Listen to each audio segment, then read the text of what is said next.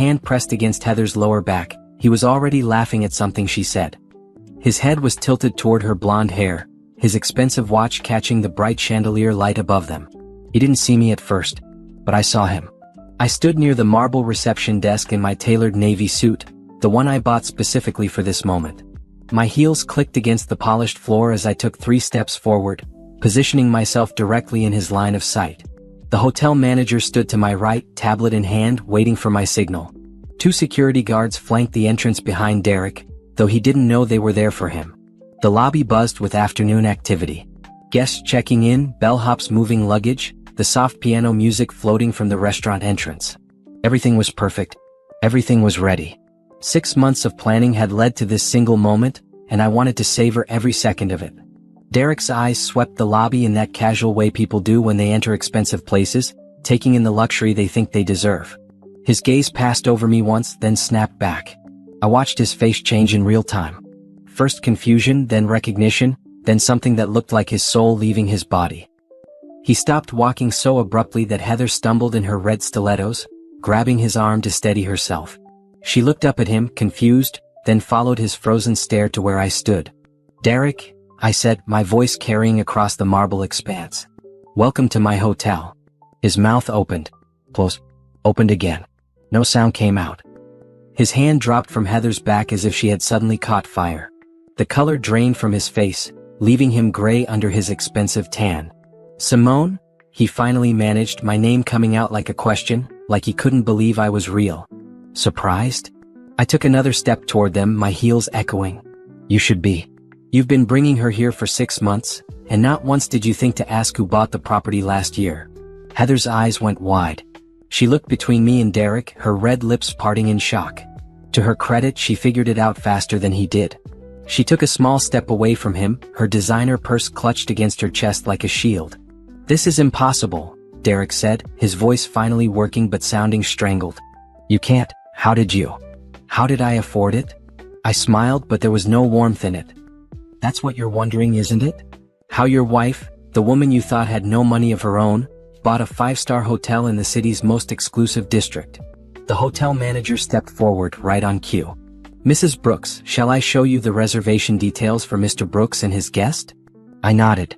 The manager held up his tablet, turning it toward Derek. "Mr. Brooks, you've stayed here 14 times in the past 6 months. Always the same suite. Always charged to your credit card, which as of yesterday, has been flagged in our system." Derek's face went from gray to red. "Now wait just a minute." "No," I cut him off, my voice sharp enough to slice through his attempt at control. "You don't get to talk yet.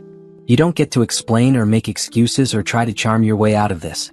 For once in your life, Derek, you're going to stand there and listen." People in the lobby had started to notice the scene. A woman with shopping bags paused by the elevators. A businessman looked up from his phone. The desk clerk pretended to organize papers while obviously eavesdropping. I didn't care. Let them watch. Let them all see what Derek Brooks really was. "Simone, please," Derek said, his voice dropping to that intimate tone he used to use when he wanted something from me. "Can we talk about this privately? This is embarrassing for everyone." "Embarrassing?" I laughed, and it sounded cold even to my own ears. "You brought your mistress to a hotel 14 times, spent thousands of dollars of our money on her, and you're worried about embarrassment now?" Heather made a small sound, something between a gasp and a whimper. She was looking at the floor now, her face as red as her shoes. Derek reached for her arm, but she yanked it away. "Don't touch me," she hissed at him. "How long have you known?" Derek asked me, his voice hoarse. "Long enough," I said. "Long enough to plan this. Long enough to buy this hotel using my maiden name, which you never bothered to remember mattered. Long enough to have you investigated, to document every lie you told me, every late night you claimed was work. Long enough to protect myself legally and financially." His eyes widened at that last part. "What did you do?" "What I should have done years ago," I replied. "I took care of myself. I stopped trusting you to be the man you promised to be on our wedding day. I stopped believing your lies." The security guards moved closer, not threatening but present. Derek noticed them for the first time. His jaw clenched. I could see him trying to calculate his options, trying to figure out how to regain control of a situation that had never been his to control. "The suite you reserved for this weekend?" I continued. "It's been canceled. Your credit card has been declined." And before you think about making a scene, I should tell you that every major news outlet in the city has a reporter on speed dial, just waiting for me to confirm the story about Derek Brooks, the businessman who used company funds to wine and dine his mistress. That hit him like a physical blow. You wouldn't. Try me, I said, and I meant it. Try me and find out exactly how far I'm willing to go to make sure you never forget this day. Heather spoke for the first time, her voice shaky. I didn't know he was still married. He told me you were separated. I turned my gaze to her and she flinched. That's what they all say, isn't it? And you believed him because you wanted to. You saw the wedding ring tan line on his finger and you chose to ignore it. You took his gifts and his money and you didn't ask questions because you liked what you were getting. I'm not a bad person, she whispered. I don't care what kind of person you are, I said flatly. You're nothing to me. You're a problem that solved itself. But you should know that Derek here has been telling his business partners that his wife is crazy, that I'm unstable, that I'm the reason he's been stressed at work. He's been setting up his exit strategy, getting ready to leave me with nothing while he runs off with you and the money he's been hiding. Heather turned to look at Derek with new eyes. Is that true? Derek said nothing. His silence was answer enough. Get out of my hotel, I told them both. Both of you. And Derek? Check your email. My lawyer sent the divorce papers an hour ago. You'll also find a very detailed accounting of every penny you stole from our joint accounts to spend on her. I want it all back and I will get it back one way or another. Derek's hands curled into fists at his sides. For a moment I thought he might try to argue, might try to fight back. But then he seemed to deflate, his shoulders sagging under the weight of his ruined plans. This isn't over, he said, but it sounded weak. Yes it is, I replied. It's been over for 6 months. You just didn't know it yet.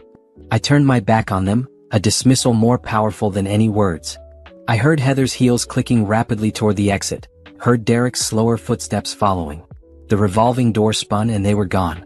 The hotel manager approached me cautiously. Are you all right, Mrs. Brooks? It's Ms. Walker now, I corrected him using my maiden name. And yes, I'm perfect. Let's go over the plans for the grand reopening next month. I want everything to be flawless. As I walked toward the elevator that would take me to my new office on the top floor, I caught my reflection in one of the many mirrors lining the lobby walls. I looked strong. I looked free. And for the first time in 6 months I felt like I could breathe. This was just the beginning. 6 months earlier I had been a different person. Not different in any way that showed on the outside, but different in the way that matters most, in what I believed about my life, my marriage, my future. I woke up that Tuesday morning in our king-sized bed, Derek already gone for his early meeting. The sheets on his side were cold, which meant he'd left hours ago. That had been happening more and more lately, but I told myself it was just the busy season at work. His consulting firm was expanding, taking on bigger clients, and he needed to be there early. That's what I told myself because that's what he told me, and I still believed him then. I got out of bed and went through my morning routine. Shower, moisturizer, the careful application of makeup that made me look polished but not overdone. I chose a simple dress from my closet, navy blue with a white collar, and paired it with low heels. At 32, I'd perfected the art of looking put together without trying too hard. Our house was in the suburbs, a beautiful 4-bedroom colonial with a garden I'd spent years perfecting. The kitchen had granite countertops I'd picked out myself, and the living room had the fireplace Derek had insisted we needed. Everything was exactly as we planned when we bought it 7 years ago. I made coffee in the expensive machine Derek bought last Christmas and sat at the island, scrolling through my phone. An email from my mother reminded me about Sunday dinner. A text from my best friend Rachel asked if I wanted to meet for lunch. A reminder about the dry cleaning I needed to pick up. Normal life. Regular life. The life I thought I had. Derek came home late that night after 9. I'd kept his dinner in the oven, chicken and vegetables, his favorite. He kissed my cheek absently and loosened his tie, dropping his briefcase by the door in that careless way that used to make me smile. Long day? I asked, setting his plate on the table. You have no idea, he sighed, sitting down heavily. The Patterson account is being difficult. We might lose them if we can't present a better proposal. I sat across from him, sipping water while he ate. Is there anything I can do to help? He looked up at me and something flickered in his eyes. Something I couldn't read then but would understand later. No, baby. I got it handled. Just need to put in more hours, that's all. You've been putting in a lot of hours lately, I said carefully. Maybe you need to hire another associate to help with the workload? Can't afford it right now, he said, focused on his food. Once we land a few more big clients, maybe. But for now, it's just me and the team pulling double duty. I nodded, accepting this explanation like I'd accepted all the others. The late nights. The weekend conference calls. The business trips that seemed to happen more frequently. I was a good wife. A supportive wife. I didn't question or nag or make his stress worse by demanding attention. Looking back now, I can see how stupid I was. How willfully blind. But that night, I just cleared his plate when he finished and asked if he wanted to watch a movie. He said he was too tired, kissed my forehead, and went upstairs to bed. I stayed downstairs, straightening up the kitchen that was already clean, watering the plants, doing all the small tasks that filled my evenings. Our marriage had been good once. When we first met 10 years ago, Derek had swept me off my feet with his confidence and ambition. He was building his consulting firm from nothing, working 80-hour weeks, and he was so passionate about his dreams that I couldn't help but believe in them too. We got married after 2 years of dating. I wore my grandmother's veil and carried white roses. Derek cried when I walked down the aisle, and when he said his vows, I believed every word. For better or worse. In sickness and in health. Until death do us part. I'd meant those words with everything in me. In the early years, we'd been a team. I'd helped him build his business, doing bookkeeping on weekends, hosting dinners for potential clients, making sure he had everything he needed to succeed. When he finally landed his first major corporate account, we'd celebrated with champagne on our apartment balcony, and he'd told me he couldn't have done it without me. Somewhere along the way, that partnership had faded. As his business grew, my role shrunk. He hired a real bookkeeper, then an office manager, then a full staff. He didn't need me the same way anymore. And I'd been okay with that because I'd thought it meant we could focus on us, on building our family, on enjoying the life we'd worked so hard to create. But Derek had other ideas. He threw himself deeper into work, taking on more clients, traveling more, networking constantly. I'd suggested we try for kids, but he'd said the timing wasn't right. Maybe next year. Maybe when things settled down. Things never settled down. I started filling my days with other things. I volunteered at the library. I took cooking classes. I renovated the guest bathroom and planted a vegetable garden. I had lunch with friends and went to book club and pretended that my increasingly empty marriage was just a phase that all couples went through. My mother noticed. She cornered me at Sunday dinner one week, maybe 3 months before everything fell apart. "Simone, honey, are you happy?" I'd been loading the dishwasher, my back to her. "Of course I'm happy. Why wouldn't I be? You just seem distant lately. And Derek barely looks at you anymore." "He's stressed with work," I said automatically. "Once this busy season is over." "There's always going to be a busy season," my mother cut me off gently. "That's not an excuse for neglecting your marriage." I turned to face her, defensive. "He's not neglecting anything. We're fine. We're just going through a normal period that all marriages go through." My mother had looked at me with sad, knowing eyes. "If you say so, baby. But if you ever need to talk, I'm here." I'd hugged her and changed the subject, uncomfortable with how close she'd come to the doubts I kept locked away. Because I did have doubts. I just didn't want to look at them too closely. 2 weeks after that conversation, I noticed the first real red flag. Derek left his credit card statement on his desk in the home office.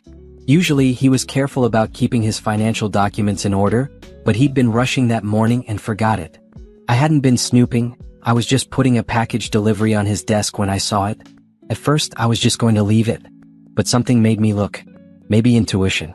Maybe just curiosity. There were charges I didn't recognize. Expensive restaurants I'd never been to. A jewelry store where he hadn't bought me anything. And most confusing, hotel charges. Multiple hotel charges in our own city, on nights when Derek had supposedly been working late at the office. My hands started shaking as I held the paper. There had to be an explanation. Maybe he was taking clients out. Maybe the jewelry was for a colleague's retirement gift. Maybe the hotel charges were for out-of-town clients he was putting up. But even as I made these excuses in my head, I knew. Deep down, in that place where we keep the truths we're too scared to face, I knew. I took photos of the statement with my phone and put the paper back exactly where I'd found it. My heart was racing and I felt sick. I went to the bathroom and stared at myself in the mirror, seeing my own scared eyes looking back. "Don't jump to conclusions," I told my reflection. "There's probably a good explanation." But that night, when Derek came home and kissed my cheek and told me about his day, I listened for the lies. And I heard them. In the way he wouldn't quite meet my eyes when he talked about working late. In the way he changed the subject when I asked about his upcoming business trip. In the way he checked his phone constantly, smiling at messages he didn't share with me. I'd been looking at my husband and I'd realized I didn't know him anymore. That night, after he fell asleep, I lay awake in the dark and made a decision. I wouldn't confront him yet. I wouldn't cry or scream or fall apart. I would find out the truth first. All of it. And then I would decide what to do. I had no idea that decision would lead me here to this moment, to standing in the lobby of a hotel I now owned, watching my husband's face as his world collapsed. But that was still months away. That night, I was just a woman lying next to a stranger, feeling her marriage crack apart in the silence. I hired the private investigator on a Thursday afternoon. His office was in a part of town I'd never been to, above a dry cleaner on a street where nobody I knew would ever see me. His name was Gregory Foster and he had kind eyes but a serious face. He'd been recommended by Rachel, who'd used him during her own divorce 2 years earlier. "I need to know if my husband is cheating on me," I told him, sitting in his cluttered office with my purse clutched on my lap. Gregory didn't look surprised or judgmental. He just pulled out a notepad and clicked his pen. "Tell me what's made you suspicious." I laid it all out. The credit card charges. The late nights. The way Derek's phone was suddenly password protected when it never had been before. The business trips that seemed too frequent. The distance between us that had grown from a crack to a canyon. "I need proof," I said. "If I'm wrong, I need to know that too. But if I'm right..." My voice caught. "If I'm right, I need to know everything. I need evidence that will hold up if this goes to court." Gregory nodded. "I'll need some information from you. Your husband's schedule, his office address, the places he frequents. Do you have access to his computer or phone?" "His computer sometimes. His phone no. Not anymore." "That's fine. I can work with what you have." He slid a contract across the desk. "My services aren't cheap, but I'm thorough. If your husband is hiding something, I'll find it." I signed the contract with shaking hands. When I wrote the check for his retainer, I used my personal account, the one Derek didn't have access to. He didn't know about that account. He didn't know about a lot of things. For years I kept my family money separate. My father had died when I was 25, leaving me and my mother a substantial inheritance. My mother had taken her half and retired early. I put mine in investments and savings, keeping it quiet, keeping it safe.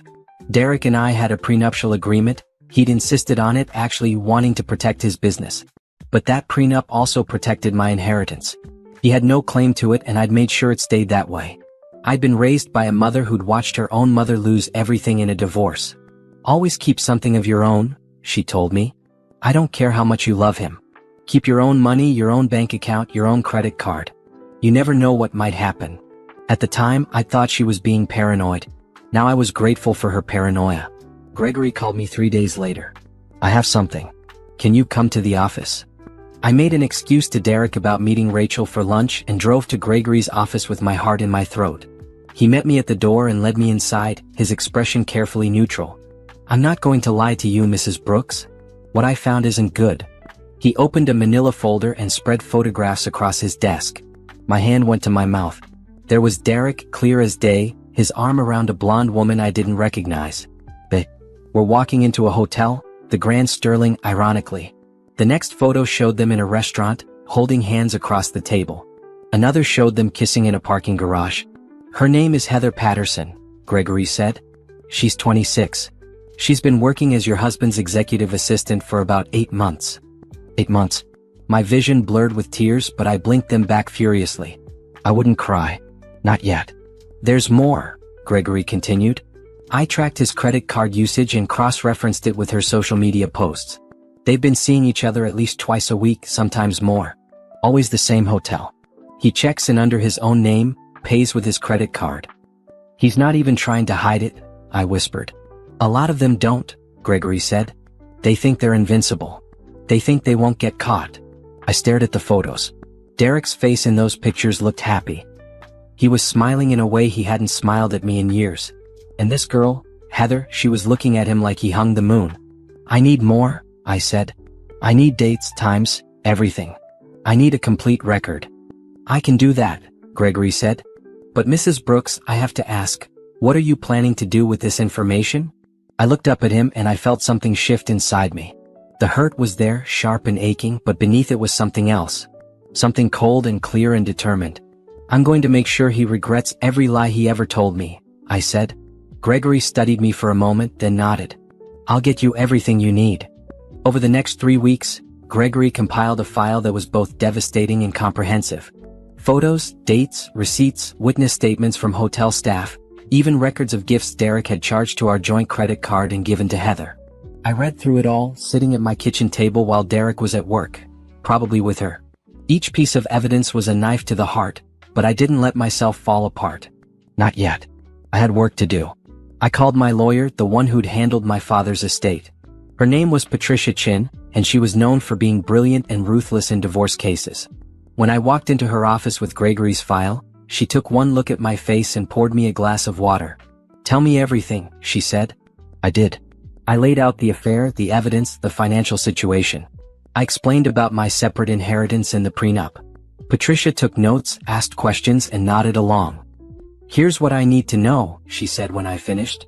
"What do you want out of this?" "Everything," I said immediately. "I want him to lose everything he used our money for. I want my share of our joint assets. I want him exposed for what he is. And I never want to see his face again." Patricia smiled, and it wasn't a nice smile. "Then let's get started." That's when she told me something interesting. "You know, the Grand Sterling Hotel just went on the market. The previous owners are retiring and they want a quick, quiet sale." I frowned, not understanding why this mattered. "Okay. You said your husband takes his mistress there regularly. That it's their special place." Understanding dawned. "How much are they asking?" Patricia told me the number. It was substantial but not impossible. With my inheritance and my investments, I could afford it. Barely. "What if I bought it?" I asked slowly. "Then you'd own the place where your husband has been conducting his affair. You'd have access to all their records, all their security footage. You'd have control." Patricia leaned forward. "And when the time is right, you could make sure he knows exactly what you've done." The idea was insane. It was dramatic and over the top and exactly the kind of thing that only happened in movies. But as I sat there thinking about Derek's lies and Heather's smug face in those photos, I felt something fierce and powerful rise up in me. "Let's do it," I said. Patricia raised her eyebrows. "Are you sure? This is a major investment, and there's no guarantee." "I'm sure," I interrupted. "My whole life I've been careful. I've been safe. I've been the good wife who didn't make waves. And where did it get me? Cheated on and lied to. So yes, I'm sure. I want that hotel." It took 2 weeks to make it happen. I used my maiden name, Simone Walker, for all the paperwork. The sellers were thrilled to have a quick, cash buyer. Patricia handled the legal details, making sure everything was airtight and completely separate from anything Derek could touch.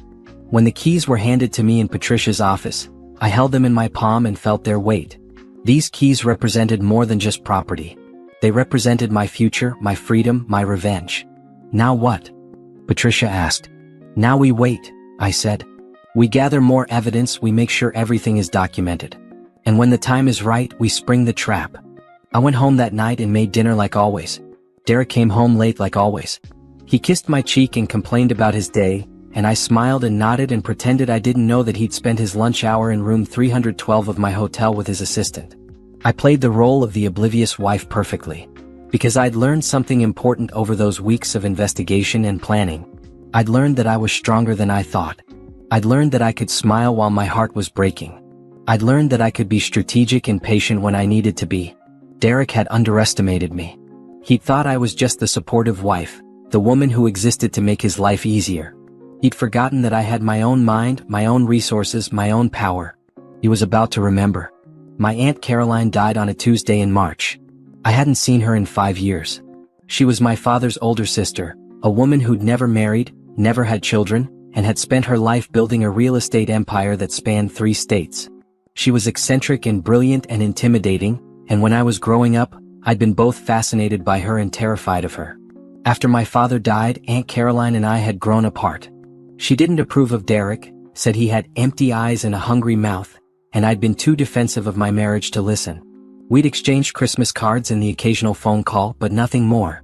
So when her lawyer called to tell me she'd passed away from a stroke, I felt guilty for all the years I'd let slip by. "She left you something," the lawyer said. "We need to schedule a reading of the will." I assumed it would be a small bequest. Maybe some jewelry or family photos. Aunt Caroline had always been charitable, and I figured most of her estate would go to foundations and causes she supported. I was wrong.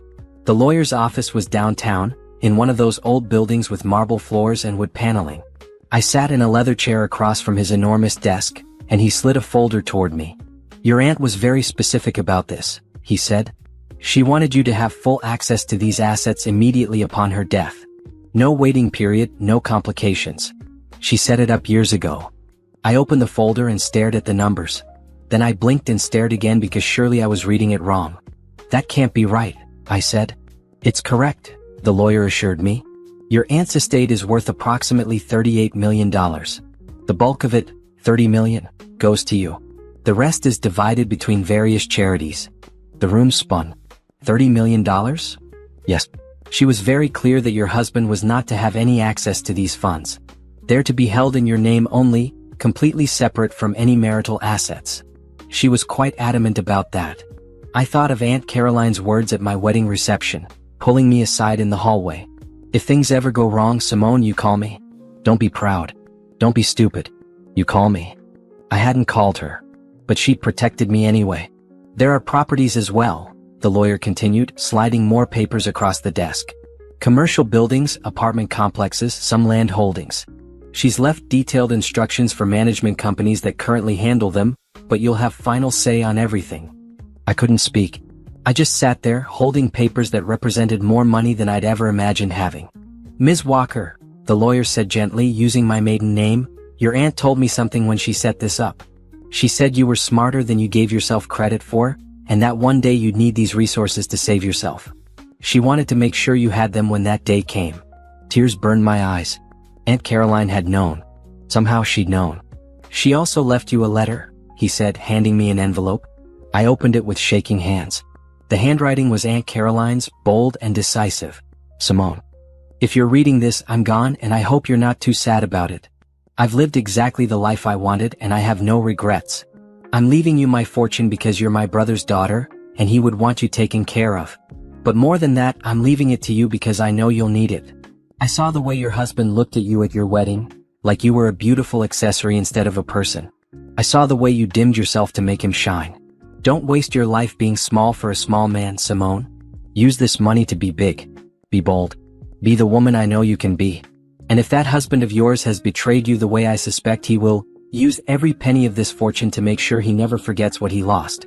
Love always, Aunt Caroline. I pressed the letter to my chest and let myself cry. Not for my marriage, I'd already mourned that. But for the aunt who'd loved me enough to plan for my future, even when I couldn't see it myself. The timing was perfect. I'd already bought the hotel using my first inheritance. Now I had the resources to build something even bigger. To not just survive Derek's betrayal, but to thrive in spite of it. When I left the lawyer's office, I sat in my car for a long time thinking. Derek had no idea this money existed. He didn't know about the properties or the investments or the opportunities now opening up before me. He thought I was dependent on him. He thought I needed him. He was about to find out how wrong he was. I called Patricia from the car. I need to see you. Something's changed. In her office an hour later, I laid out the inheritance. Patricia's eyes widened. This changes everything, she said. I know. And I want to use it. I leaned forward. The hotel is just the beginning. I want to build something real. I want to take the properties Aunt Caroline left me and turn them into a business empire. I want to be so successful that Derek sees my name in the business section of every newspaper and realizes what an idiot he was. Patricia smiled. I like the way you think. But you'll need help. Property management, business development, marketing. I'll hire the best, I said. Money isn't an object anymore. Over the next month, I assembled a team. A property manager who'd worked with Aunt Caroline for decades. A business consultant who specialized in hospitality. An accountant who could handle complex estate planning. A marketing director who understood luxury branding. I met with them in secret, using conference rooms in hotels across the city, never the same place twice. Derek thought I was taking a cooking class on Thursdays and having lunch with friends on Tuesdays. He barely paid attention anyway, too focused on his own activities, which I knew included long lunches with Heather at trendy restaurants I couldn't afford with our joint money. My team helped me understand Aunt Caroline's properties. There were 3 apartment buildings in prime locations, currently managed but underperforming. There was a small boutique hotel in the mountains that was losing money. There was commercial real estate that was being leased below market value. You're sitting on a gold mine, my business consultant told me. With the right investments and management, you could double your portfolio's value in 5 years. I want to start with the hotel, I said. The Grand Sterling. I want to renovate it, rebrand it, make it the most exclusive hotel in the city. That'll be expensive, my property manager warned. I don't care, I said. Make it happen. We worked in secret, planning every detail. I hired architects to redesign the hotel's interiors. I brought in a new general manager, someone with experience at 5-star resorts. I approved new uniforms for the staff, new menus for the restaurant, new art for the walls. All of it was done under my maiden name. All of it was completely separate from Derek. At home, I continued to play the role of the devoted wife. I made dinners Derek barely ate. I asked about his day and pretended to believe his lies. I folded his laundry and organized his office and smiled when he kissed my forehead absently before falling asleep. But inside, I was someone else entirely. I was Simone Walker, businesswoman. I was the owner of a growing property empire. I was my aunt's heir and my father's daughter, and I was done being small. Rachel noticed the change in me. We met for lunch one day and she studied my face across the table. You look different, she said. Different how? I don't know. Stronger maybe? Like you've got a secret. She paused. Have you confronted Derek yet? I told Rachel about the affair weeks ago, needing someone to talk to. She'd been furious on my behalf, offering to slash his tires or key his car. I'd laughed and told her I had a better plan. Not yet, I said. But soon. How are you so calm about this? Rachel asked. If it were me, I'd have burned his clothes and posted the evidence all over social media. Because I'm playing a longer game, I said. Derek thinks he's won. He thinks he's got his successful business and his young girlfriend and his clueless wife at home. He has no idea what's coming. Rachel grinned. I've always said you were smarter than you acted. When this all goes down, I want a front row seat. You'll have one, I promised. That night, I stood in my hotel, and looked around at the construction crews working late. They were tearing out the old carpet, replacing it with marble. They were installing new light fixtures, crystal chandeliers that cost more than Derek's car. They were building something beautiful, something strong, something mine. Derek had taken Heather to this hotel 14 times. He'd brought her here because he thought it was neutral territory, a place where he could live his double life without consequences. He picked the wrong hotel. In 2 months, the renovations would be complete. In 2 months, I'd execute the final phase of my plan. In 2 months, Derek would walk through those doors expecting another romantic weekend, and instead, he'd find me. I couldn't wait to see his face. The renovation of the Grand Sterling Hotel took exactly 63 days. I was there almost every day watching the transformation. In the mornings, I'd tell Derek I was going to a yoga class or meeting a friend for coffee. Then I'd drive downtown to the hotel and spend hours with contractors, designers, and my management team. The hotel had good bones but needed modernization. We gutted the rooms, installing smart technology and luxury bathrooms with rainfall showers and heated floors. We redesigned the lobby, removing the dark wood paneling and replacing it with light marble and glass. The old restaurant became a modern space with an open kitchen and a menu crafted by a chef we'd poached from a Michelin-starred establishment. This is going to cost more than we initially projected, my property manager, Glenn, warned me one afternoon. We were standing in what would become the new penthouse suite, watching workers install floor-to-ceiling windows. I don't care about the cost, I said. I want this hotel to be perfect. Glenn nodded. He was in his 50s, had worked with Aunt Caroline for 20 years, and never questioned my decisions. Your aunt would be proud of what you're building here. I hope so, I said softly. While the hotel was being renovated, I was also working on Aunt Caroline's other properties. The apartment buildings needed updating, so I approved renovations for those as well. New appliances, fresh paint, modern security systems. The boutique hotel in the mountains needed a complete rebranding, so I hired a team to transform it into a luxury ski resort. I was building an empire, piece by piece, and Derek had no idea. At home, our marriage continued its slow death. Derek was barely there anymore. He'd come home after I was asleep and leave before I woke up. When we did see each other, our conversations were surface level and meaningless. How was your day? He'd ask, scrolling through his phone. Fine, I'd answer, not bothering to elaborate. He never asked for details. He never showed real interest. He was just going through the motions, maintaining the appearance of a marriage while living his real life elsewhere. I knew from Gregory's reports that Derek was with Heather almost every night now. They graduated from hotel rooms to her apartment, a small place downtown that Derek was paying for. He was also paying her credit cards, buying her clothes and jewelry, taking her on weekend trips he told me were business conferences. He's gotten sloppy, Gregory told me during one of our weekly meetings. He's not even trying to hide it anymore. I think he's planning to leave you soon. Let him plan, I said. It won't matter. Gregory showed me new photos. Derek and Heather at a beach resort. Derek and Heather at a fancy restaurant. Derek and Heather looking at apartments in the city's most expensive neighborhood. He's looking at places for them to live together, Gregory explained. I talked to the realtor, pretending to be a prospective buyer. The agent said Derek told her he was recently separated and looking for a fresh start. Recently separated? I repeated, tasting the lie. We're not separated. We're living in the same house. He's setting up his exit strategy, Gregory said. Building a narrative where you're the problem so he can play the victim when he leaves.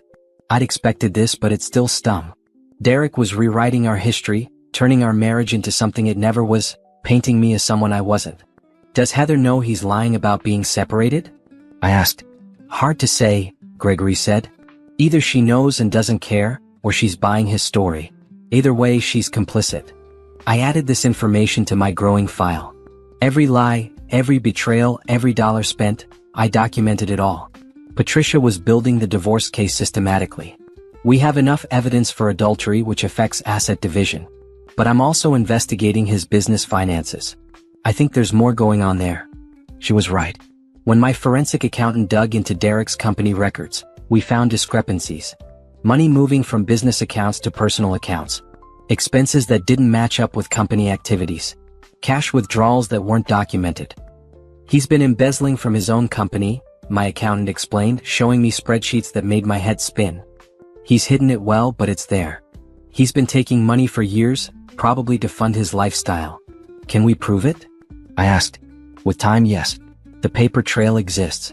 It's just buried under layers of shell companies and fake expenses. Do it, I said. I want every penny accounted for. Derek's company was technically half mine. We built it together in the early years, even though my name wasn't on the paperwork. He'd used our joint money to get it off the ground, which meant I had a claim to it. If Derek had been embezzling, that was a crime. And if he'd been using stolen money to fund his affair, that was something a judge would care about in divorce proceedings. While my team worked on building the case, I focused on my own business. The Grand Sterling was almost ready for its soft reopening. We'd sent out invitations to select guests, offering them complimentary stays to test our new services and provide feedback. We're booked solid for the first month, Glenn told me. Everyone wants to see what you've done with the place. I walked through the finished hotel with a sense of pride. The lobby was stunning, all light and glass and elegant furniture. The rooms were luxurious without being pretentious. The restaurant had already gotten buzz from food critics who'd visited during soft opening events. This was mine. I built this. The only piece missing was the grand reopening event. I wanted something spectacular, something that would announce to the city that the Grand Sterling was under new management and better than ever. What about a charity gala? My marketing director suggested. We could partner with a local nonprofit, get the press involved, make it a real event. I like that, I said. But I want to wait a few more weeks. I want everything to be perfect. What I didn't say was that I was waiting for the right moment. The moment when Derek would make his move, when he'd try to leave me or force my hand. I wanted all my pieces in place before the final confrontation. That moment came sooner than I expected. I was at the hotel one afternoon, reviewing menus with the chef, when my phone rang. It was Derek, which was unusual. He rarely called anymore. Simone, we need to talk, he said, his voice strained. My heart started pounding, but I kept my voice calm. Okay. When? Tonight. After work. Can you be home by 7? Of course, I said. Is everything okay? We'll talk tonight, he said and hung up. I looked at my phone, knowing exactly what was coming. This was it. Derek was going to ask for a divorce. He was going to try to leave me before I could leave him. I called Patricia immediately. He's going to do it tonight. He's going to ask for a divorce. Perfect, Patricia said. Let him think he's in control. Don't fight it. Act hurt and confused. We'll hit him with our paperwork tomorrow. I spent the rest of the afternoon preparing. I went home and changed into comfortable clothes, nothing too nice. I wanted to look like the wife he was leaving, not the businesswoman I'd become. I made dinner, his favorite pasta dish, because that's what the old Simone would have done. When Derek came home at exactly 7, I was in the kitchen, setting the table. He looked nervous, which was good. He should be nervous. Sit down, he said, not even noticing the food. We need to talk. I sat, folding my hands in my lap, channeling vulnerability. What's going on? You're scaring me. Derek couldn't meet my eyes. Simone, this isn't working anymore. Our marriage. I don't think either of us is happy. What are you talking about? I let my voice shake. I'm happy. I thought we were happy. You're happy because you don't see what's really happening, he said, and I marveled at his ability to make his betrayal sound like my failure. We've grown apart. We want different things. I think it's time we admitted that and moved on. Moved on. I repeated. You mean divorce? Yes, he said, finally looking at me. I think we should get divorced. It's better for both of us. I let tears fill my eyes. They weren't hard to summon. I was crying for the marriage I thought I had, for the years I'd wasted, for the girl I'd been when we got married. Is there someone else? Derek had the decency to look uncomfortable. That's not what this is about. But is there? I pressed. Simone, don't make this harder than it needs to be. Answer the question, Derek. Is there someone else? He sighed. Yes. Okay. Yes. I've been seeing someone. But that's not why I want a divorce. I want a divorce because our marriage is over. I stood up, knocking my chair back. How long? Does it matter? Yes, it matters. How long have you been cheating on me? About 8 months, he admitted. 8 months. The same amount of time Heather had been his assistant. He'd been lying to me for 8 months and I'd known for most of them. Get out, I said, my voice breaking. Simone. Get out of this house. I can't look at you right now. Derek stood up, looking almost relieved. I'll stay at a hotel tonight. We can talk about the details tomorrow. Fine, I said. Just go. He grabbed his keys and his phone and walked out. I heard his car start, heard him drive away. Then I collapsed into a chair and let myself cry real, ugly tears that I'd been holding back for months. But they weren't tears of sadness. They were tears of release. The trap was set. Tomorrow Derek would get the surprise of his life. I didn't sleep that night. Instead, I sat in my living room with a cup of tea, watching the hours tick by, thinking about everything that had led to this moment. At 6 in the morning, I called Patricia. He did it. He asked for a divorce and admitted to the affair. Perfect, Patricia said, sounding wide awake despite the early hour. Did you record the conversation? Every word, I confirmed. I'd set up a recording app on my phone before Derek came home, and it had captured everything. Excellent. Give me 2 hours and then I'll have the papers delivered to his office. We're filing first, which gives us the advantage. He's going to be served while we're already 3 steps ahead. What about the hotel plan? I asked. That's up to you, Patricia said.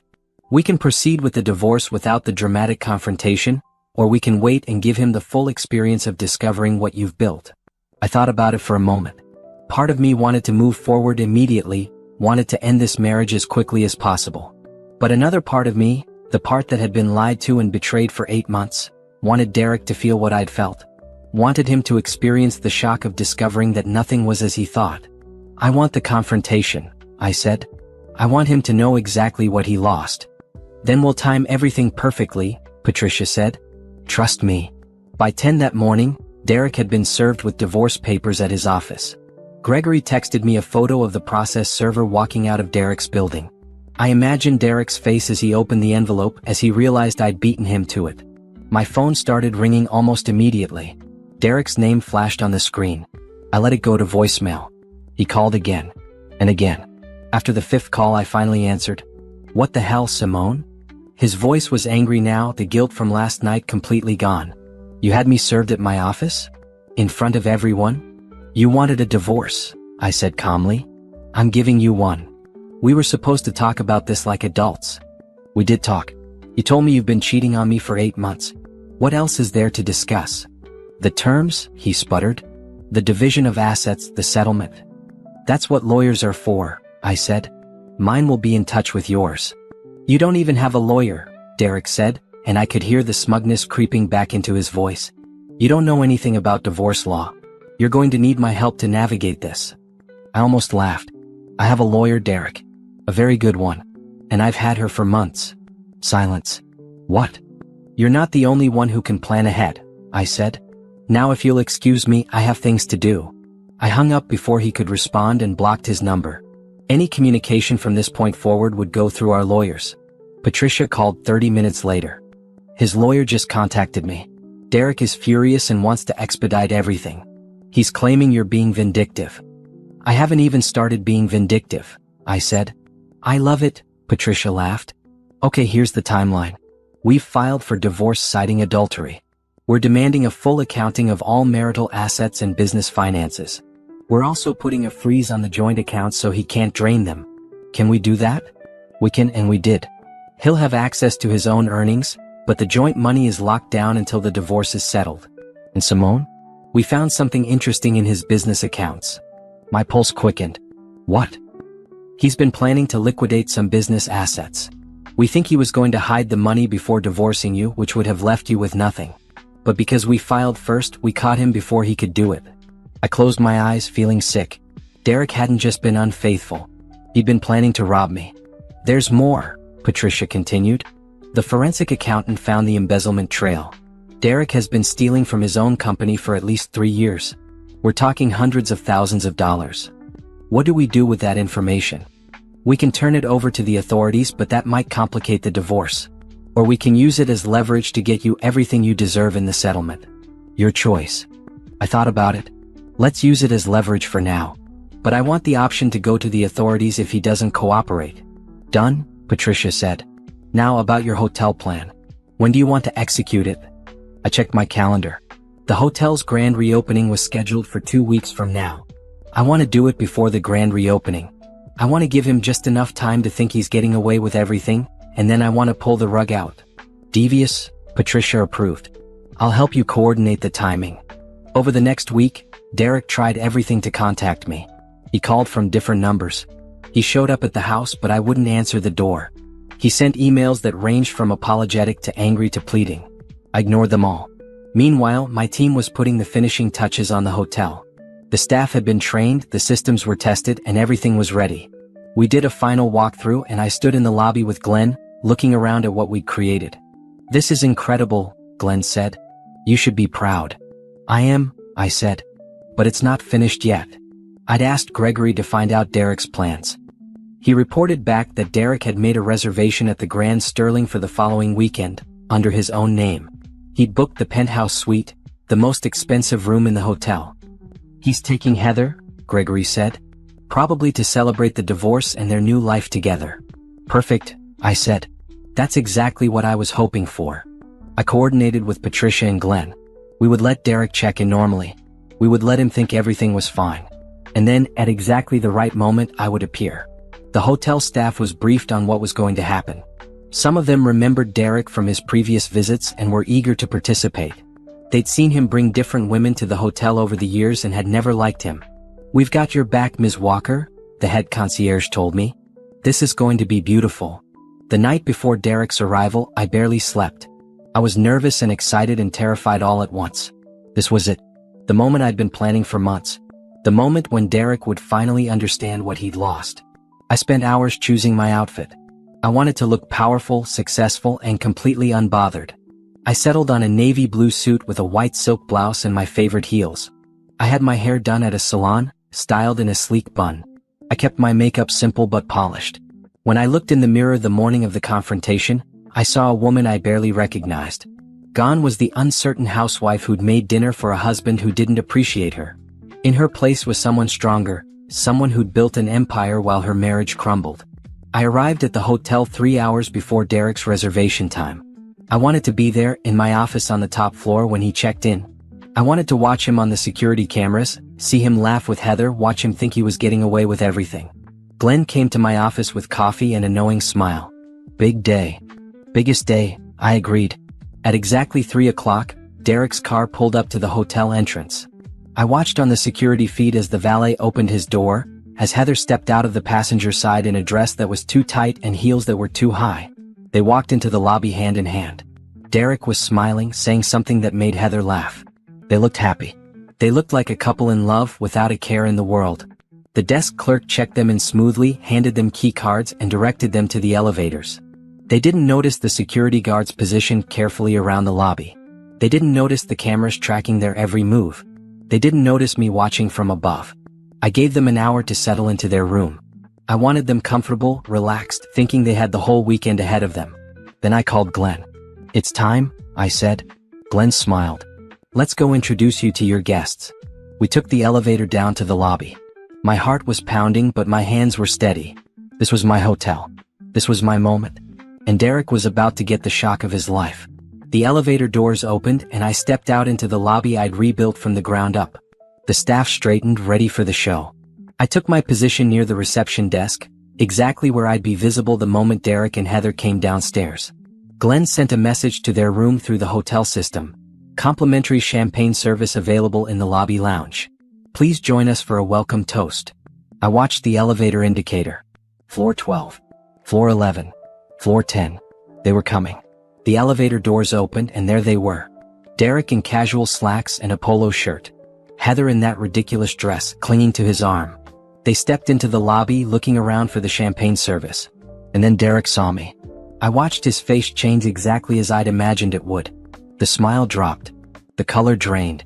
His steps faltered and Heather stumbled slightly when he stopped moving. This was the moment. This was my revenge. I smiled and took a step forward. Hello, Derek. Welcome to my hotel. Time seemed to slow down as I watched Derek's face cycle through emotions. Confusion, disbelief, or understanding.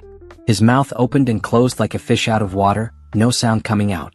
Heather looked between us, her grip tightening on Derek's arm. What's going on? What's going on? I said, my voice carrying across the lobby. Is that your boyfriend just realized he's been bringing you to a hotel that I own? That's impossible, Derek finally managed to say. His voice was hoarse, strangled. You can't. How did you? How did I buy a hotel? I finished for him. With my money, Derek. My inheritance. The money you never bothered to ask about because you assumed I had nothing of my own. I gestured to the space around us. Take a good look. Every piece of furniture, every light fixture, every inch of marble under your feet. I paid for it. I renovated this entire building while you were busy lying to me. Derek's face flushed red. You're insane. You bought an entire hotel just to, what? To humiliate me? No, I said calmly. I bought this hotel because it was a good investment. The humiliation is just a bonus. Heather tried to pull Derek toward the exit, but he was rooted to the spot, staring at me like I'd grown a second head. Around us, other guests had started to notice the scene. A couple by the elevators paused. The concierge behind his desk was barely hiding his grin. Glenn appeared beside me, tablet in hand. Ms. Walker, should I show them their guest history? Please, I said. Glenn turned his tablet so Derek and Heather could see the screen. Mr. Brooks, you've stayed at this hotel 17 times in the past 9 months. Always the same suite. Always with the same guest. He nodded toward Heather. Would you like me to read the room service orders? The charges to your credit card. That's private information. Derek sputtered. Actually, I said, as the owner of this hotel, I have access to all guest records. And as your soon-to-be ex-wife, I have access to all your credit card statements, which show every penny you spent here. Every bottle of expensive wine. Every room service meal. Every rose petal turn-down service you ordered. Heather's face had gone pale. She was looking at Derek now with something like betrayal in her eyes. You told me this was our special place. That you'd never brought anyone else here. I haven't. Derek said quickly. Simone, tell her you've never been here before. Oh, I haven't been here as a guest, I agreed. But I've been here every day for the past 2 months, overseeing the renovations. I've been in your favorite suite, actually. We completely redid it. New mattress, new furniture, new everything. I wanted to erase every trace of you. Derek's hands clenched into fists at his sides. You're enjoying this, aren't you? You've been planning this whole thing. I've been planning since the day I found out you were cheating on me, I said. Did you think I would just roll over and let you leave me for your assistant? Did you think I was that weak? I thought you loved me, Derek said, and there was something desperate in his voice now. I did love you, I replied, and I let him hear the past tense. I loved you enough to support you through building your business. I loved you enough to manage our home and our life so you could focus on your career. I loved you enough to trust you when you said you were working late or traveling for business. I took a step closer to him. But you didn't love me back. You loved my support and my cooking and the image of having a devoted wife. You loved that I didn't ask questions when you started lying. You loved that I made your life easy while you did whatever you wanted. That's not fair, Derek said weakly. What's not fair is that you spent our money on her, I gestured to Heather. What's not fair is that you embezzled from your own company to fund your affair. What's not fair is that you were planning to leave me with nothing while you started your new life. Derek's eyes widened. How do you know about the embezzlement? I smiled. I know everything, Derek. I've had a forensic accountant going through your business records for months. I know about the shell companies. I know about the fake expenses. I know about every dollar you stole. You can't prove anything, Derek said, but his voice lacked conviction. I can, I said. And I will, if necessary. My lawyer has all the evidence ready. We can turn it over to the authorities right now, or you can cooperate with the divorce settlement. Heather pulled her arm free from Derek's and took a step away from him. You stole money? You told me you earned everything legitimately. Heather, don't. Derek reached for her, but she backed away further. You lied to me, Heather said, her voice rising. You told me you were separated. You told me your wife was cold and didn't understand you. You told me you were building a future for us. I am building a future for us. Derek insisted. With stolen money? Heather's voice cracked. I didn't sign up for this. I didn't sign up to be part of some criminal investigation. There's no investigation, Derek said quickly. She's bluffing. I'm not, I said calmly. I pulled my phone from my pocket and showed them a number on my screen. This is the number for the district attorney's office. One phone call and this becomes a criminal matter instead of just a divorce case. Derek paled. Simone, don't do this. We can work something out. We already are working something out, I said. Your lawyer has my lawyer's demands. You give me what I deserve from our marriage and I'll keep your criminal activities between us. For now. What do you want? Derek asked. Everything you took from me, I said. My share of our joint assets. Repayment for every penny you spent on her. And most importantly, I want you out of my life forever. Glenn cleared his throat. Ms. Walker, should I cancel Mr. Brooks' reservation for the penthouse suite? Yes, I said. And please add him to our banned guest list. Mr. Brooks is no longer welcome at any of my properties. Your properties? Derek repeated. This isn't the only one? Did you think I stopped at one hotel? I asked. I own 3 apartment buildings, a boutique resort, and several commercial properties. I've been building a portfolio while you've been sneaking around with your assistant. My aunt left me quite a fortune, Derek. More money than you'll ever see. The information was hitting Derek like physical blows. He looked dizzy, unsteady on his feet. This is crazy. You've gone crazy. No, I said. I've gotten smart. There's a difference. A security guard approached, one of 2 I'd stationed for this exact moment. Ms. Walker, do you need these guests escorted from the property? Yes, please, I said. Immediately. You can't throw me out, Derek said, trying to pull together some dignity. I have rights. You have no rights here, I said. This is private property, and you're no longer a welcome guest. Leave now or security will help you leave. The security guards moved closer, not threatening but present. Derek looked between them and me, finally understanding that he had no power here. This was my domain, not his. Fine, he spat. We're leaving. But this isn't over, Simone. I'll fight you on everything. The divorce, the money, all of it. You'll lose, I said simply. You're an adulterer and a thief. No judge is going to be sympathetic to you. Derek grabbed Heather's arm, but she pulled away from him again. Don't touch me. Don't ever touch me again. Heather, please, Derek said. Let me explain. Explain what? Heather's voice was shrill now. That you lied about everything? That you're married and a criminal? That I'm going to be dragged into your divorce as evidence? It's not like that. It's exactly like that. Heather was crying now, mascara running down her face. I quit my job for you. I turned down other opportunities because you promised me we had a future. And now I find out I was just your midlife crisis. She turned to me and I saw genuine fear in her eyes. Please don't drag me into this. I didn't know. I swear I didn't know he was still married. You knew enough, I said coldly. You saw the pictures on his desk at the office. You saw him check his phone constantly. You knew he was lying about something. You just didn't care because you liked the gifts and the attention. Heather opened her mouth to argue, then closed it. She knew I was right. Get out of my hotel, I said to both of them. Security will escort you to your car. The guards moved in, one on each side of Derek and Heather. They shepherded them toward the exit and I watched them go. Derek kept looking back over his shoulder, his face a mask of rage and disbelief. Heather was sobbing openly, stumbling in her ridiculous heels. When they were gone, when the revolving door had spun its last revolution, I let out a breath I didn't know I'd been holding. The lobby was silent for a moment, and then someone started clapping. I looked over to see an elderly woman by the elevators applauding. Then others joined in, the concierge, some guests who'd witnessed the scene, even the valet who'd just come inside. I felt my face flush. I hadn't expected this. I'd expected to feel triumphant, vindicated, powerful. Instead, I felt exhausted and strangely empty. Glenn approached me, concern in his eyes. "Are you all right, Ms. Walker?"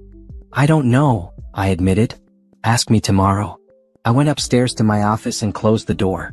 Through the window, I could see the city spread out below me. My city now. My hotels, my properties, my empire. I'd won. Derek was destroyed, humiliated, facing criminal charges if he didn't cooperate with the divorce. I had everything I wanted, my freedom, my dignity, my revenge. So why did I feel like crying? I called Patricia. She answered on the first ring. "How did it go?" "Perfectly," I said, and my voice only shook a little. "He knows everything now." "Good," Patricia said. "Now we wait. He'll try to negotiate, but he has no leverage. We'll have everything wrapped up within a few months." "And then what?" I asked. "Then you move on with your life," Patricia said gently. "You build your business, you enjoy your success, and you forget Derek ever existed." "Yeah," I said. "That sounds good." But as I hung up the phone and looked around my beautiful office in my beautiful hotel, I wondered if it would really be that simple. I'd gotten my revenge. Now I had to figure out what came next. The news spread faster than I expected. By Monday morning, my phone was flooded with calls and texts. Friends I hadn't heard from in years. Business contacts offering congratulations. Even reporters asking for interviews about my new hotel empire. The story had gotten out, not the full details but enough. "Local woman launches luxury hotel chain," was the headline in the business section. The article mentioned my aunt's inheritance and praised my bold entrepreneurial spirit. It didn't mention Derek at all, which somehow made it worse for him. Rachel called me at 7 in the morning, screaming with joy. "I saw the article. Simone, you're famous. And you didn't tell me about all the other properties." "I wanted to keep it quiet until everything was settled," I said. "Well, it's not quiet anymore. Everyone's talking about it. Do you know what people are saying about Derek?" "I don't want to know," I lied. "Too bad, I'm telling you anyway," Rachel said gleefully. "Word is his business partners are furious. They saw the article about your hotels and started asking questions about where his money came from. Someone leaked the embezzlement story." I sat up straighter. "I didn't leak anything." "I know you didn't," Rachel said. "But someone did. Maybe one of his employees? Someone who knew what was happening and saw an opportunity? Either way, his reputation is destroyed." I should have felt triumphant, but I just felt tired. "I need to go. I have meetings all day." "Lunch this week?" Rachel asked. "I want to hear everything." "Maybe," I said and hung up. Patricia called next with an update. Derek's lawyer requested an emergency meeting. They want to settle quickly and quietly. "How quickly?" "They're proposing we have everything finalized within 30 days. Derek is willing to give you everything you asked for, your share of the joint assets, repayment for what he spent on Heather, and he'll sign a non-disclosure agreement about the embezzlement." "And what does he want in return?" "For you not to go to the authorities. He wants to keep this civil, not criminal." I thought about it. Part of me wanted to see Derek face criminal charges. Wanted to see him in handcuffs, wanted him to face real consequences. But another part of me just wanted it to be over. "Tell him I'll agree on one condition," I said. "He has to tell his business partners the truth about what he did. I want them to know who they've been in business with. If he does that, I won't press charges." Patricia paused. "That's actually worse for him than criminal charges might be. His reputation in the business community will be destroyed." "Good," I said. "He destroyed our marriage. Let him see what that feels like." "I'll convey your terms," Patricia said. The divorce proceedings moved forward with surprising speed. Derek signed every paper put in front of him. He didn't fight for the house or the furniture or any of our shared possessions. He just wanted it over. I moved through those weeks in a strange haze. During the day I worked on my hotels. We had the grand reopening scheduled and I threw myself into planning every detail. At night, I sat in the house I'd shared with Derek and packed up 10 years of my life into boxes. I found our wedding album in a closet and sat on the floor, flipping through photos. There was Derek, young and happy, tears on his face as I walked down the aisle. There I was, smiling so big it looked like my face might crack open with joy. We looked like strangers to me now. I threw the album in a donation box and kept packing. Heather tried to contact me once. She sent an email to my personal account. I don't know how she got it, with "I'm sorry" in the subject line. The message was long and rambling. She talked about how Derek had lied to her, how she'd believed him when he said his marriage was over, how she'd never meant to hurt anyone. She said she'd lost her job and her apartment and her friends. She said she was moving back to her hometown to live with her parents. She ended the email with, "I hope someday you can forgive me." I deleted it without responding. I didn't care about Heather's problems or her apologies. She'd made her choices and now she was living with the consequences. That wasn't my problem anymore. Derek, on the other hand, was facing much bigger problems than a lost job and bruised ego. Gregory, still on my payroll to monitor the situation, reported that Derek's business was collapsing. Once his partners learned about the embezzlement, they'd forced him out. They were doing their own forensic audit to determine how much he'd stolen and whether they could recover any of it. "He's trying to sell his stake in the company," Gregory told me, "but no one wants to buy it. His reputation is toxic." "What about his personal finances?" I asked. "Disastrous," Gregory said. "He's got mounting legal fees, he owes you a settlement, and his income has disappeared. He'll probably have to declare bankruptcy." I absorbed this information without emotion. A few months ago, hearing that Derek was losing everything would have upset me. Now I felt nothing. "Keep monitoring," I told Gregory. "I want to make sure he follows through on the settlement terms." The grand reopening of the Grand Sterling Hotel was scheduled for a Friday night. We'd invited local politicians, business leaders, and media. The event would also raise money for a women's shelter, a cause I'd chosen deliberately. The night of the gala, I stood in my bedroom trying on 3 different dresses. I'd lost weight over the past few months without meaning to, and nothing fit quite right anymore. I finally settled on a simple black gown with a deep back and elegant lines. Rachel arrived to help me get ready, acting as my unofficial stylist and hype woman. "You look gorgeous," she said, zipping up my dress. "Derek is going to see photos of this event and regret every decision he ever made." "I don't care what Derek thinks," I said.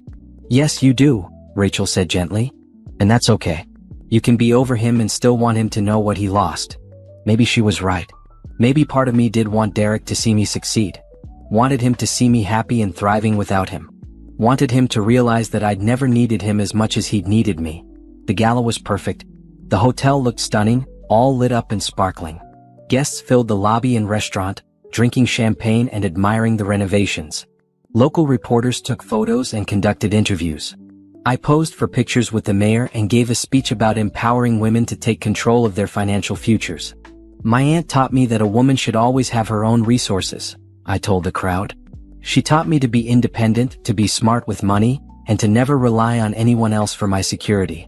I'm honored to carry on her legacy with this hotel and the other properties she left me." Everyone applauded. Flashbulbs went off. Someone from a business magazine asked if I'd be interested in being featured in their Women to Watch issue. I smiled and said yes and felt like a fraud. Because yes, I'd built something impressive. Yes, I was financially independent and successful. But inside, I still felt like the woman who'd been blindsided by her husband's betrayal. I still felt broken even if I didn't look it. The party went late into the night. When the last guest finally left, I kicked off my heels and walked through the quiet hotel in my bare feet. Glenn found me in the lobby, staring at the chandelier that had cost more than my first car. "You did it," he said. "You pulled off something incredible." "We did it," I corrected. "I couldn't have done any of this without your help and Aunt Caroline's vision." "Your aunt would be proud," Glenn said. "She always knew you had more strength than you showed."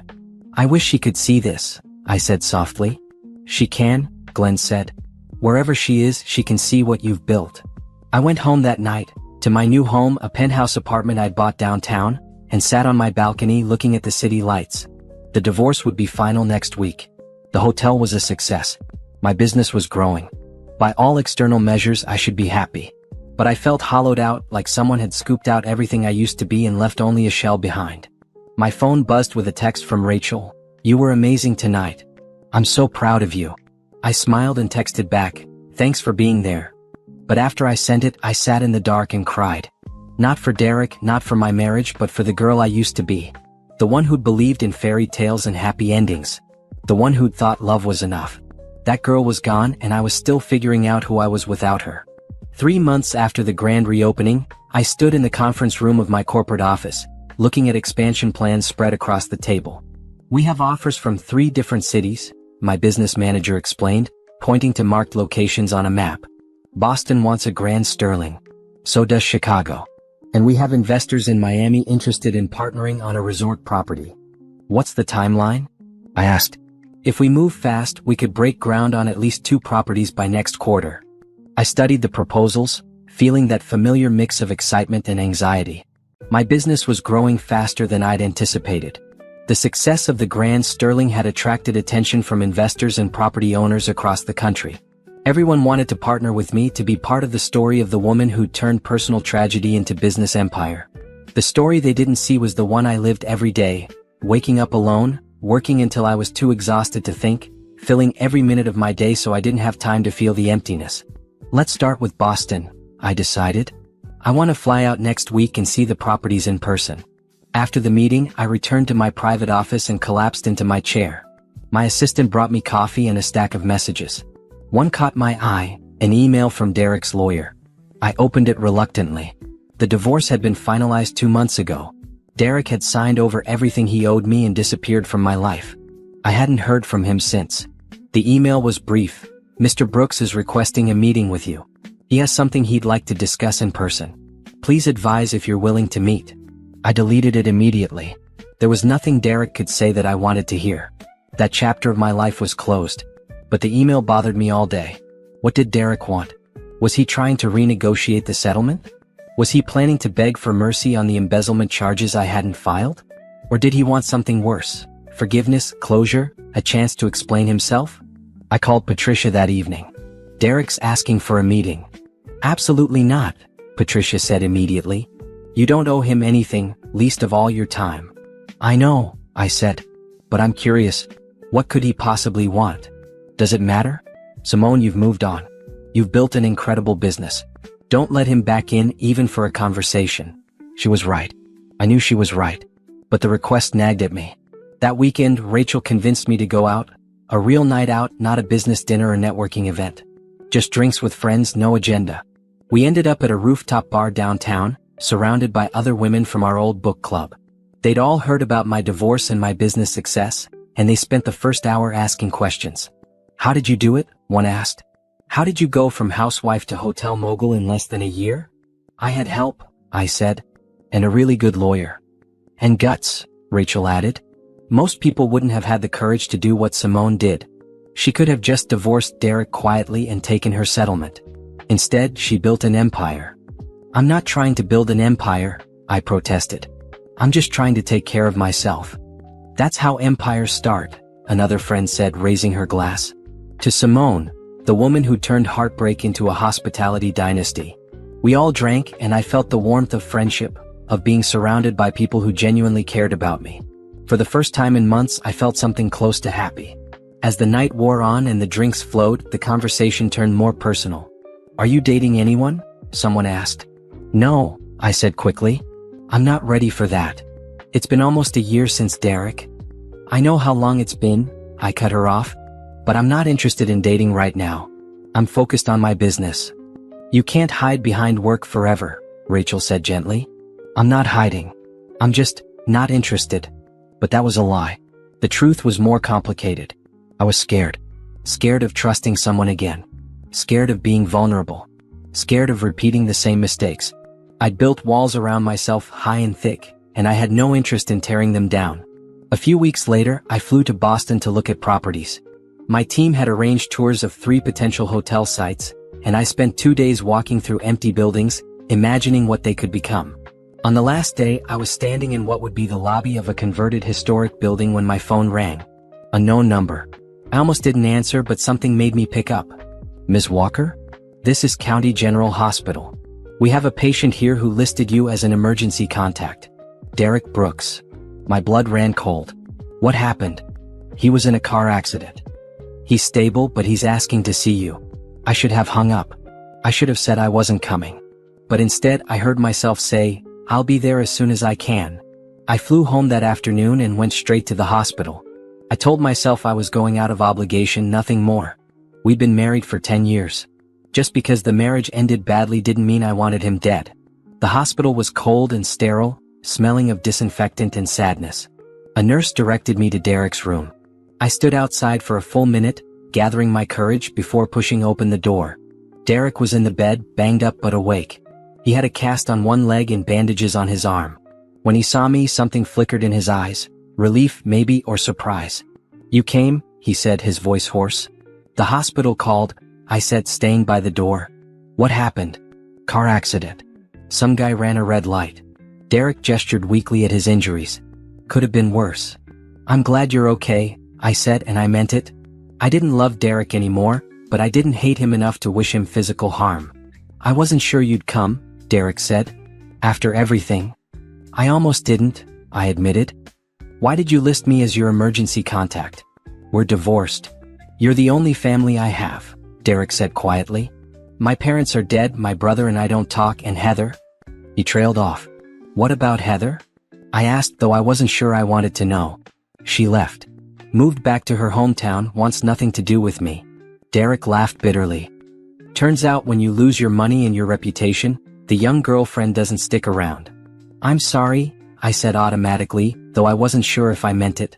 "Are you?" Derek looked at me intently. "Because you have every right to be happy about my life falling apart. You earned that." "I'm not happy," I said. "But I'm not sad either." "Your life isn't my concern anymore, Derek." "I know," he said. "But I needed to see you. I needed to say I'm sorry." "For which part?" I asked. "The cheating? The lying? The embezzling? The trying to leave me with nothing?" Derek flinched. "All of it. I'm sorry for all of it. I was an idiot. I threw away the best thing in my life because I was selfish and stupid and—" "Stop," I cut him off. "I didn't come here for this. I don't want your apologies or your explanations. It's too late for that." "I know," Derek said. "But I needed you to know that I understand what I lost. I see you in the news, read about your success, and I realize that you never needed me. You were always strong enough on your own. I just made you think you weren't."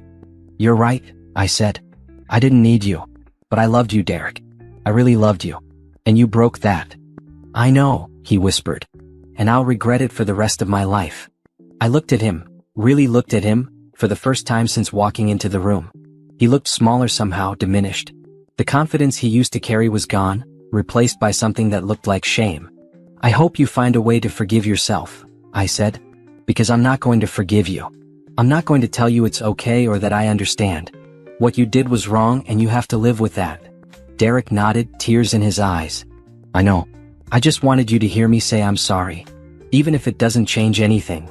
"It doesn't," I confirmed. "Goodbye, Derek." I turned and walked out of the room without looking back. In the elevator, I let out a breath I'd been holding. Seeing Derek again had been harder than I expected, but it also gave me something I didn't know I needed: closure. Derek was truly sorry. But his sorry didn't fix anything. It didn't undo the hurt or erase the betrayal. It was just words, too little and far too late. When I got home, I called Patricia and told her about the hospital visit. "How do you feel?" she asked. "Tired," I said. "But also, free?" I think I needed to see him one more time to really understand that it's over. That part of my life is finished. "Good," Patricia said. "Now you can really move forward." And for the first time, I believed I could. 1 year later, I stood in the lobby of the Grand Sterling Chicago, our newest property, watching the final preparations for the opening gala. This hotel had taken 9 months to renovate, and it was my masterpiece, a perfect blend of historic architecture and modern luxury. "Ms. Walker, the mayor's office just confirmed she'll be attending tonight," my assistant informed me. "Perfect," I said, checking my watch.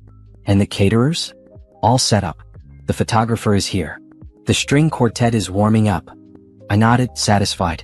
After opening properties in Boston and Miami, I'd perfected the art of the grand opening. But Chicago felt different somehow, bigger, more significant. This was where I'd truly proved that my success wasn't a fluke. My phone buzzed with a text from Rachel. "Good luck tonight. Wish I could be there." I smiled and texted back, "Miss you. Come visit soon." Rachel had gotten engaged 6 months ago to a man she'd met at a charity event. She was planning a spring wedding and I'd agreed to be her maid of honor. Life, it seemed, went on for everyone. Glenn appeared at my elbow, tablet in hand. "The New York Times reporter is here. She wants an interview before the event starts." "Give me 5 minutes," I said. I ducked into a private room to check my appearance. I'd bought a new dress for tonight, emerald green, elegant without being flashy. My hair was down in loose waves, and I wore the diamond earrings that had belonged to Aunt Caroline. I looked successful. I looked confident. And most importantly, I looked happy. The interview went well. The reporter asked about my business philosophy, my expansion plans, and how I'd managed to build such a successful company in just over a year. "A lot of people credit you with revolutionizing the boutique hotel industry," she said. "How does that feel?" "Surreal," I admitted. "A year ago I was going through a divorce and figuring out who I was. I never imagined I'd be here. There are rumors that your ex-husband's betrayal was the catalyst for all this. Can you comment on that?" I'd learned how to handle these questions. My divorce taught me that I was stronger than I thought. It showed me that I could build something meaningful on my own. But the success of my hotels isn't about revenge or proving a point. It's about creating beautiful spaces where people can make memories. The reporter seemed satisfied with that answer. After she left, I took a moment alone in the empty ballroom before guests arrived. My phone rang. Unknown number but local. I answered. "Ms. Walker? This is Jennifer Chin from Foster Philanthropic Foundation. We'd like to discuss a potential partnership with your hotels to support women's entrepreneurship initiatives." "I'm interested," I said. "Send me the details and we'll set up a meeting." After hanging up, I thought about how far I'd come. From housewife to CEO. From betrayed to empowered. From broken to whole. The gala that night was a stunning success. Over 300 guests filled the hotel, including business leaders, politicians, and media from across the country. I gave a speech about female entrepreneurship and announced that I'd be establishing a foundation in Aunt Caroline's name to support women starting their own businesses. "My aunt taught me that financial independence is the key to freedom," I told the crowd. "I want to help other women achieve that same freedom, whether they're recovering from divorce, leaving bad situations, or simply pursuing their dreams." The applause was thunderous. After the speech, I was surrounded by people wanting to talk, to network, to congratulate me. It was overwhelming and exhilarating all at once. Late in the evening, I slipped away to the hotel's rooftop bar. Chicago spread out below me in a glitter of lights. I stood at the railing, champagne in hand, and let myself feel proud. "Excuse me, are you Simone Walker?" I turned to find a man standing a few feet away. He was tall, with kind eyes and a genuine smile. He wore a suit that said, "Successful professional, but not trying too hard." "I am," I said. "And you are?" "Thomas Richardson. I'm an architect. I actually bid on this project a year ago but didn't get it. I wanted to compliment you on what you've done with the space. It's incredible." "Thank you," I said. "Your firm was on our shortlist. The competition was tough." "I can see why you went with the team you chose," Thomas said, gesturing at the space around us. "They did beautiful work. Are you planning any more properties?" We talked shop for 20 minutes. Construction challenges, design trends, the hospitality market. It was easy, comfortable conversation. Thomas was knowledgeable and funny, and he treated me like an equal, not like a curiosity or a tabloid story. "I should get back to my guests," I said eventually, though part of me didn't want to. "Of course," Thomas said. "But before you go, would you be interested in having coffee sometime? I'd love to hear more about your expansion plans." I hesitated. "Is this a business meeting or a date?" Thomas smiled. "Honestly, I'm not sure yet. Could it be both?" I thought about it. A year ago, I would have said no immediately. Would have hidden behind my business and my walls and my fear. But standing there, looking at this kind stranger who made me laugh, I realized something. I didn't want to hide anymore. "Coffee sounds nice," I said. "Give me your card." We exchanged information, and I returned to the party feeling lighter somehow. I wasn't looking for a relationship. I wasn't ready to trust someone with my heart again. But maybe, just maybe, I was ready to try being open to the possibility. The rest of the evening passed in a blur of congratulations and networking. When the last guest finally left around midnight, I kicked off my heels and walked through the quiet hotel one more time. Glenn found me in the lobby, looking at the chandelier that was the twin of the one in the original Grand Sterling. "Another successful opening," he said. "Thanks to you and the entire team," I replied. "I couldn't do any of this without all of you." "Your aunt would be so proud," Glenn said. "I hope so," I said. "I think about her every day. About what she taught me, what she gave me. This whole empire started because she believed in me when I didn't believe in myself." "She gave you the resources," Glenn corrected. "But you built this.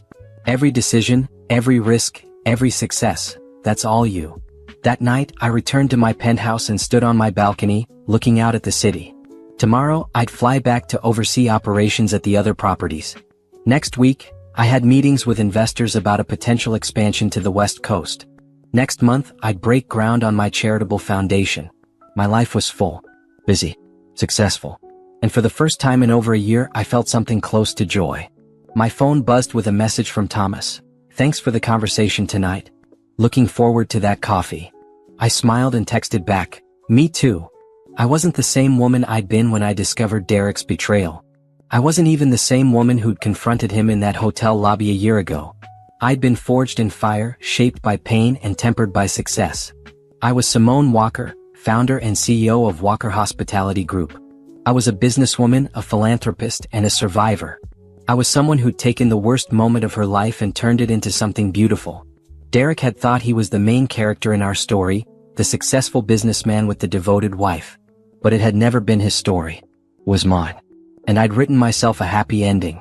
I went inside, closed the balcony door, and started planning my next move.